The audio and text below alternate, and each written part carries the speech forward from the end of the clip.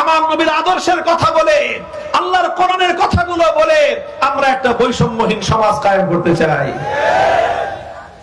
বৈষম্যহীন সমাজের কথা বললে, বৈষম্যহীন দেশের কথা বললে অনেক মানুষ মনে করে যে এটা বুঝি শুধুমাত্র রাজনীতির কথা। না, বৈষম্যহীন সমাজ গড়ার কথা এটা যতটা রাজনীতির কথা তার চেয়েও বড় এটা আল্লাহর কোরআনের কথা। বৈষম্যহীন সমাজ গড়ার কথা এটা যতটা রাজনীতিবিদদের কথা তার চেয়েও বড় এটা আল্লাহর পয়গম্বরের কথা। সুতরাং বৈষম্যহীন সমাজ গড়া, বৈষম্যহীন দেশ গড়া, বৈষম্যহীন মানব জাতি প্রতিষ্ঠিত করা।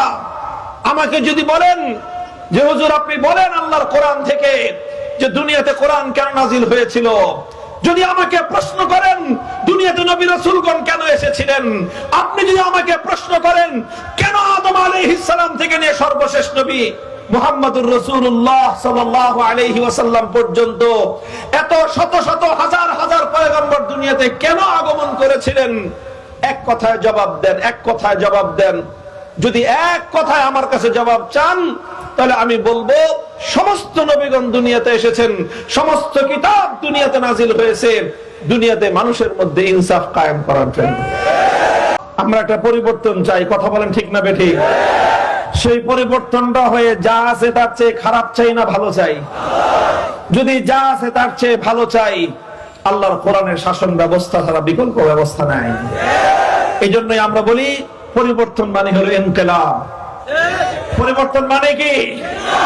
ইনকিলাব, ইনকিলাব, ইনকিলাব, ইনকিলাব। আরেকটা জিনিস আমরা চাই, সেটার নাম হলো আমরা আজাদি চাই। বলেন কি চাই? আমরা গোলামি চাই না আজাদি চাই? বলবেন কিসের আজাদি? আজাদি কাকে বলা হয়? প্রকৃত স্বাধীনতা কাকে বলা হয়?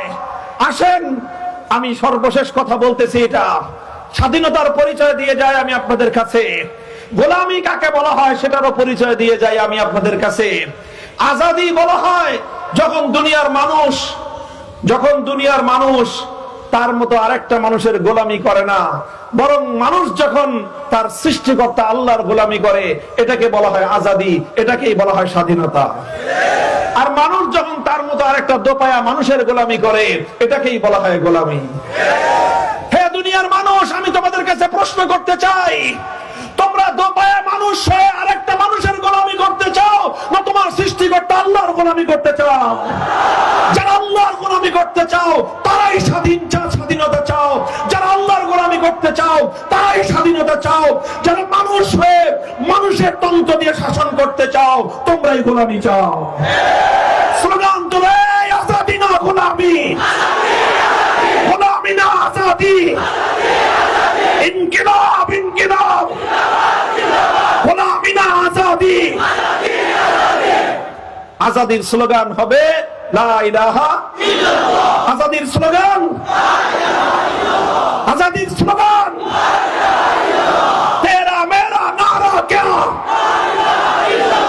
ইনশাআল্লাহ লা ইলাহা ইল্লাল্লাহর এই আওয়াজ উচ্চারণ করে, এই লা ইলাহা ইল্লাল্লাহর স্লোগান তুলেই আমরা আমাদের জমিনে চূড়ান্ত ইনকিলাব আনবো এবং আল্লাহর বিধান কায়েমের মাধ্যমে চূড়ান্ত আজাদি এই জমিনে প্রতিষ্ঠিত হবে ইনশাআল্লাহ।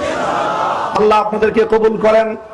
দোয়া চাই আমি যে কথাগুলো আমি বললাম এটা যেন শুধু আমার কণ্ঠের কথা, মুখের কথা না হয়, এটা যেন আমার হৃদয়ের আন্তরিক কথা হয়, বিশ্বাস হয়। আপনাদের সকলের কাছে আমি সেই দোয়া চাই।